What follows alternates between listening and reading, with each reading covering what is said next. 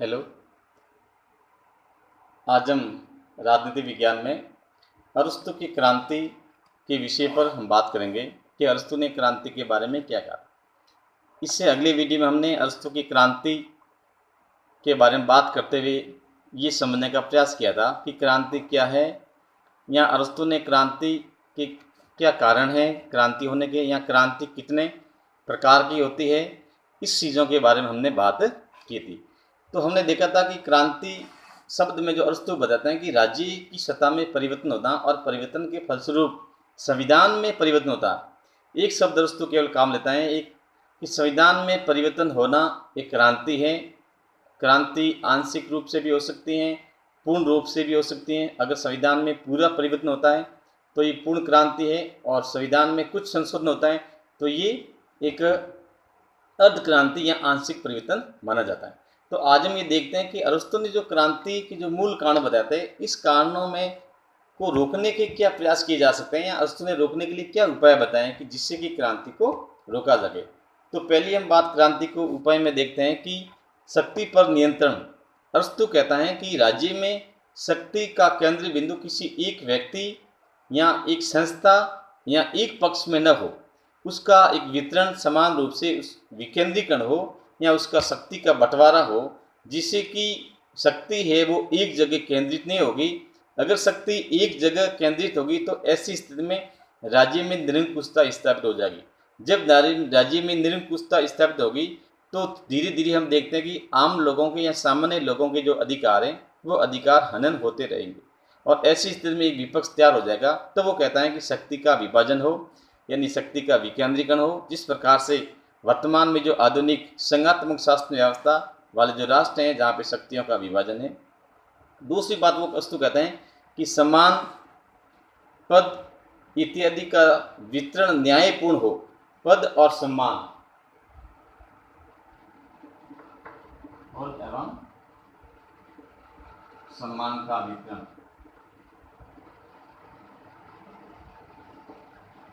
ये न्यायपूर्ण हो।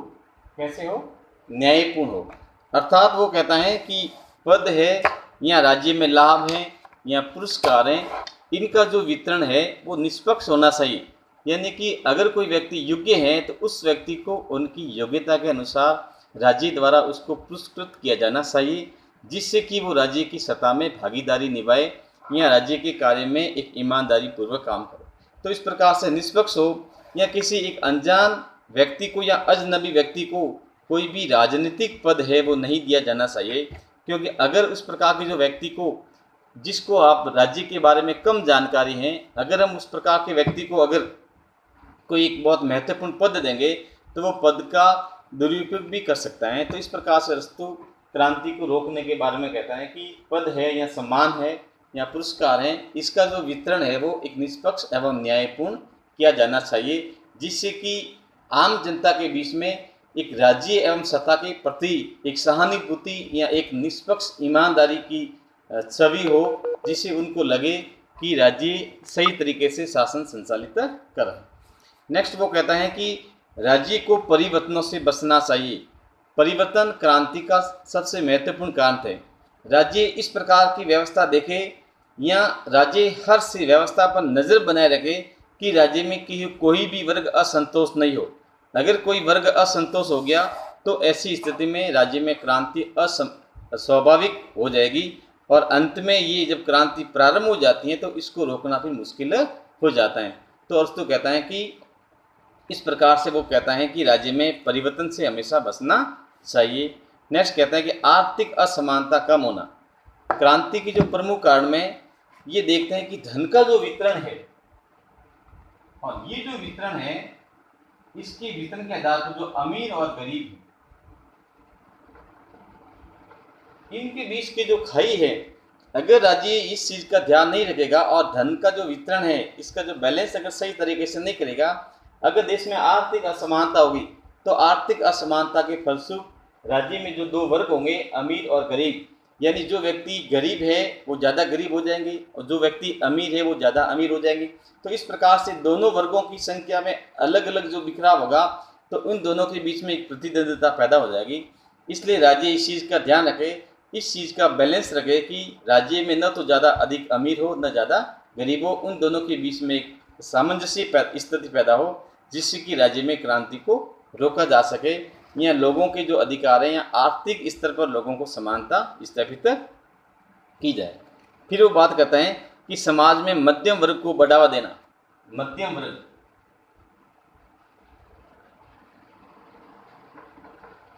अरस्तु कहता है कि किसी भी राज्य की जो आधार या एक रीढ़ की हड्डी है वो एक मध्यम वर्ग है, यानी कि मध्यम वर्ग एक सशक्त होता है, उनके अधिकारों पर विशेष ध्यान देना, क्योंकि एक ऐसा वर्ग होता है जिस वर्ग में इससे जो ऊपर वाले होते हैं वो धनिक तंत्र आता है या अधिक धनवान होते हैं और नीचे होते हैं वो गरीब होता है।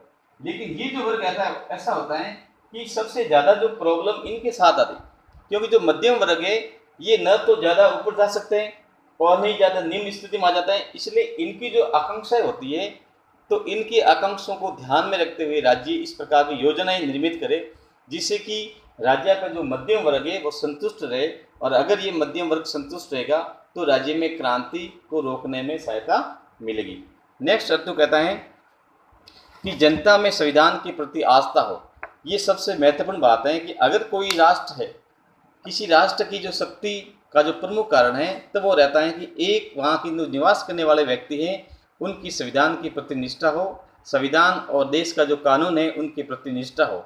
तो राज्य इस प्रकार के कानून में किसी भी प्रकार का कोई छेड़छाड़ न करे या कोई ऐसा परिवर्तन नहीं करे जिससे कि कानून के जो मूल ढांचा है या संविधान का जो मूल ढांचा है उस मूल ढांचा में कोई परिवर्तन नजर आए। अगर इस प्रकार का परिवर्तन होगा तो लोगों के बीच में एक क्रांति के बीज उत्पन्न हो जाएंगे। इसलिए अरस्तु कहता है कि इस शासक वर्ग या राज्य इस चीज़ का ध्यान रखे कि वहाँ की जो जनता है, उस राज्य में रहने निवास करने वाली जो जनता है, वो जनता उस देश में जो निर्मित संविधान है उस संविधान के प्रति अपनी निष्ठा बनाए रखे या संविधान में आस्था रखे, जिससे कि वहाँ के नागरिकों को संविधान के प्रति एक निष्ठा का भाव उत्पन्न हो सके, जो कि कोई भी व्यक्ति विधि का उल्लंघन न करे। और ये जो नागरिकों को एक सुशिक्षित एक सुसंस्कृत शिक्षा भी दी जानी चाहिए, जिससे कि जो अपने देश का जो संविधान है उस संविधान के प्रति ये निष्ठा रखे, जिससे कि राज्य में जो क्रांति है वो नहीं होगी। फिर आगे वो कहता है कि दो विरोधाभासी प्रवृत्ति के लोगों के हाथों में सत्ता या एक पक्ष का मजबूत न होना या निडर एवं अमीरों के बीच में जो खाई पैदा होना। वो कहता है कि हमेशा क्रांति का जो टकराव होता है दो विरोधी गुटों के द्वारा होता है। अगर विरोधी प्रवृत्ति के या दो विचारधाराओं के लोग आपस में इस प्रकार से अपने गुट बना लेंगे तो इस प्रकार से राज्य में एक क्रांति हो सकती है। जैसे दुनिया में जब शीत युद्ध का जो हम उदाहरण देखते हैं कि जो अलग अलग विचारधारा थी, तो कोशिश ये रहे कि एक राज्य में इस प्रकार की कोई विरोधी विचारधारा ज़्यादा उत्पन्न न हो। अगर इस प्रकार की व्यवस्था हो गई तो राज्य में क्रांति संभव है, इसलिए इसको इस प्रकार से रोका जाए। फिर वो कहते हैं धनोपार्जन की भावना का दमन किया जाए। अधिकांशतः देखने को मिलता है कि राज्य में जो पदाधिकारी होते हैं, कई बार जो पदाधिकारी होते हैं वो धन की लालसा के कारण अपने ईमानदारी पूर्वक या अपने कर्तव्य निष्ठा से काम नहीं कर पाते हैं।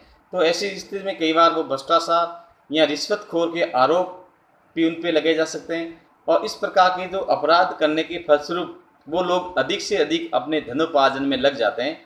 तो ऐसी स्थिति में जब वो धनोपार्जन में लग जाते हैं तो व्यक्ति सत्ता का दुरुपयोग कर लेता है, तो इस प्रकार से एक क्रांति की व्यवस्था तैयार हो जाती है। तो राज्य इस चीज़ का ध्यान रखे कि जो सत्ता में जो महत्वपूर्ण पदों पर आसीन व्यक्ति हैं वो किसी प्रकार से एक अन्यायपूर्ण या अत्याचारपूर्ण या भ्रष्टाचार युक्त रिश्वत के माध्यम से किसी प्रकार का कार्य न करे, जिससे कि राज्य में क्रांति न हो। नेक्स्ट कहता है कि राज्याधिकारियों की अवधि कम हो। अरस्तु इस बात पर भी फोकस करता है कि कोई भी जो राज्य के बड़े बड़े पदाधिकारी हैं, इस पदों पर काम करने वाला व्यक्ति है, उसकी पदावधि कम हो। यहाँ पर एक चिंतनीय बात है। अरस्तु जो कहता है कि अगर कोई एक ही व्यक्ति अगर एक ही पद पर लगातार पदासीन रहेगा तो ऐसी स्थिति में स्वाभाविक है कि धीरे धीरे हो सकता है कि भ्रष्टाचार की जड़ों को वो और ज़्यादा गहरा कर लेगा। इसलिए अरस्तु कहता है कि कम समय पर व्यक्ति रहे और उसको समय समय पर बदलना चाहिए। इसलिए अरस्तु तो बताता है कि एक व्यक्ति को अधिकतम 6 माह के दौरान ही किसी पद पर कार्य करने का अवसर दिया जाना चाहिए। हर 6 माह के बाद में उसको हटा करके किसी दूसरे व्यक्ति को उसके ऊपर पदासीन किया जाना चाहिए, जिससे कि भ्रष्टाचार राज्य में कम से कम फैले और वो क्रांति का कारण न हो। तो ये भी एक क्रांति को रोकने का एक उपाय बताया। आगे कहता है कि शिक्षा की समुचित व्यवस्था हो। एजुकेशन की जब बात करते हैं, वो कहता है कि राज्य में जो शिक्षा है, क्योंकि जिस प्रकार की जो शिक्षा नीति होगी, देश की शिक्षा नीति होगी, देश की शिक्षा नीति के अनुसार ही उस देश के नागरिक तैयार होंगे और उस नागरिकों की जो संस्कृति होगी और वो संस्कृति ही एक राष्ट्र को या राष्ट्र हित में अपना काम करेगी। तो शिक्षा सुव्यवस्थित हो, यहाँ तक कि जो शिक्षा की जहाँ बात करते हैं कि जैसे हम अरस्तु और प्लेटो के समय की बात करते हैं, तो उस समय जो उन्होंने शिक्षा के निजीकरण का पक्ष नहीं लिया था, प्लेटो जैसे दार्शनिकों ने भी नहीं लिया था, तो उन्होंने कहा था कि शिक्षा एक राज्य के अधीन की जानी चाहिए। तो अरस्तु भी कहता है कि शिक्षा की जो व्यवस्था है वो समुचित रूप से की जानी चाहिए या व्यवस्थित हो, जिससे कि राज्य में क्रांति उत्पन्न नहीं हो। फिर आगे कहता है कि श्रेष्ठ नागरिकों को पुरस्कृत किया जाना चाहिए। अरस्तु कहता है कि अगर कोई राज्य में नागरिक विभिन्न अलग अलग क्षेत्रों में अपनी उत्कृष्ट सेवाएं देते हैं, तो ऐसे लोगों को एक प्रोत्साहन मिलना चाहिए या उनको मोटिवेशन करने के लिए एक उनको पुरस्कार भी किया जाना चाहिए, जिससे कि उनसे दूसरे लोग प्रेरणा लें और राज्य के लिए वो एक सफल नागरिक स्थापित हो और राज्य में क्रांति नहीं हो। नेक्स्ट कहता है राज्य की सुरक्षा को सर्वोत्तम प्राथमिकता दी जाए, यानी कि राज्य की सुरक्षा को सर्वोत्तम प्राथमिकता दी जाए। सैनिक जो हमारी स्थिति है, सैनिक शासन व्यवस्था है, यानी कि सैनिक शासन व्यवस्था को सुदृढ़ किया जाए, जिससे कि कोई भी पड़ोसी राष्ट्र राज्य पर आक्रमण न कर सके। इसलिए ये भी एक सैनिक भी सुसंस्कृत या प्रशिक्षित हो, जिससे कि राज्य की क्रांति को रोकने में महत्वपूर्ण भूमिका निभाते हो। तो इस प्रकार से अरस्तु कहते हैं कि जो राज्य में जो क्रांति होती है, जो संविधान में परिवर्तन होता है, तो इस परिवर्तनों को हम किस प्रकार से रोक सकते हैं। तो ये विभिन्न प्रकार की जो क्रांति को रोकने के इन्होंने ये उपाय बताए, तो इन उपायों पर चलकर हम क्रांति को रोक सकते हैं। धन्यवाद।